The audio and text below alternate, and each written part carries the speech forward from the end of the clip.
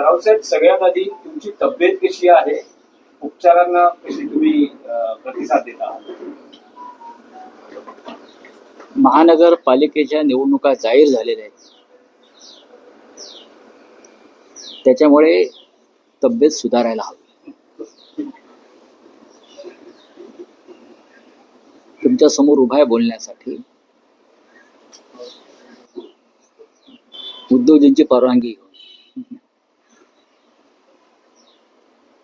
आणि काल तारखा जाहीर झाल्या मुंबईसह 29 महानगरपालिकांच्या. त्यानंतर अंगामध्ये उत्साह संचारलेला आहे.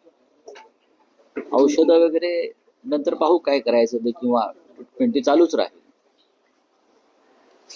पण ही लढाई मुंबईची मराठी माणसाची शेवटची अस्मितेची आणि अस्तित्वाची लढाई असं आपण म्हटल्यावर,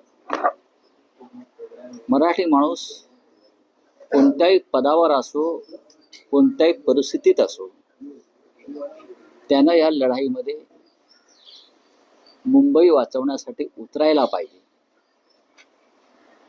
असं आमच्यासारख्यांचं म्हणणं आहे, ज्याने या मुंबईचे अनेक लढे पाहिले, लढले, संघर्ष केला.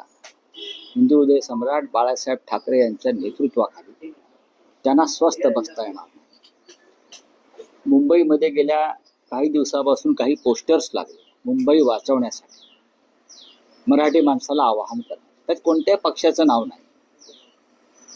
सरकारला भीती वाटली आणि त्याने एका रात्रीत हे सर्व पोस्टर्स काढायला लावले.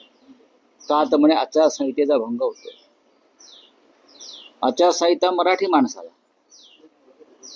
आचारसंहिता मराठी माणसाला, आचारसंहिता विरोधी पक्षाला. आणि हे जे सरकारचे लोक आहेत त्यांना काय, निवडणुकाच्या तारखा जाहीर होण्याच्या 10 मिनिटं आधीपर्यंत शासनाचे आदेश निघत होते. निधी संदर्भात नगरविकास खात्याचे आदेश निघत होते. हा विकासाच्या घोषणा होत होत्या. आणि मग ते सगळं पूर्ण झाल्यावर निवडणूक आयोग 4 वाजता तारखांची घोषणा करतो. हा आचारसंहितेचा भंग नाही. तुम्ही सरकारला पूर्ण मुभा देत आहे. पैशाचं वाटप प्रचंड होणार. 15 लाखाची मर्यादा आहे. मुंबई म्हणजे अ ब क ड 15 लाख, 13 लाख, 11 लाख आणि 9 लाख असं हे अ ब क ड आहे. मुंबई, नागपूर, पुणे वगैरे अ मध्ये येतात. त्यांना 15 लाखाची मर्यादा आहे. निवडणूक आयोग खात्रीनं सांगू शकेल का सत्ताधारी पक्ष फक्त 15 लाखावर थांबणार?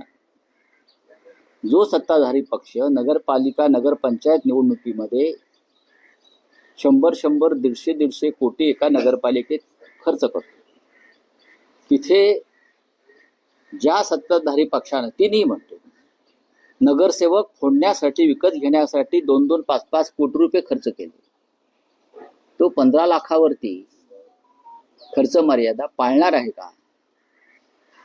आणि निवडणूक आयोग त्यासाठी कोणती यंत्रणा राबवणार आहे की मुंबईमध्ये सुद्धा मुंबई मराठी माणसाच्या हातून हिसकावून घेण्यासाठी जो पैशाचा खेळ चालणार आहे, तो निवडणूक आयोग उघड्या डोळ्यानं पाहणार आहे. मी जे म्हणतोय, प्रत्येक मराठी माणसाचं हे कर्तव्य आहे की या वेळेला ही लढाई प्रत्येकाची असायला पाहिजे. आणि मला असं वाटतंय की त्या पद्धतीची जागरूकता शिवसेना पक्षप्रमुख उद्धव ठाकरे आणि महाराष्ट्र नवनिर्माण सेनेचे प्रमुख राज ठाकरे हे मराठी माणूस आणि महाराष्ट्रासाठी एकत्र आल्यामुळे ही जागरूकता, एक आत्मविश्वास आणि एक उत्साह लोकांमध्ये निर्माण झाला. आम्ही मुंबईसह 29 महानगरपालिकेच्या लढाईमध्ये उतरायला सज्ज. बोले तुम्ही आमच्यावर पाठीमागून वार करा, पैशाचा खेळ करा, पण आम्ही आमची लढाई लढणार. इतिहासात नोंद राहिली पाहिजे की या महाराष्ट्रातल्या मराठी माणसाचा एक गट मुंबई मराठी माणसापासून तोडण्यासाठी, उद्योगपतींना देण्यासाठी असुसलेला असताना शिवसेना, महाराष्ट्र नवनिर्माण सेनेतले लोक हे मुंबई वाचवायला, मराठी माणसाच्या हातात मुंबई राहण्यासाठी शौर्यानं, धैर्यानं या लढाईमध्ये उतरले होते. ही इतिहासात नोंद राहील. आणि त्यानंतरच लोकांना कळेल गद्दार कोण या महाराष्ट्राचे आणि खुद्दार.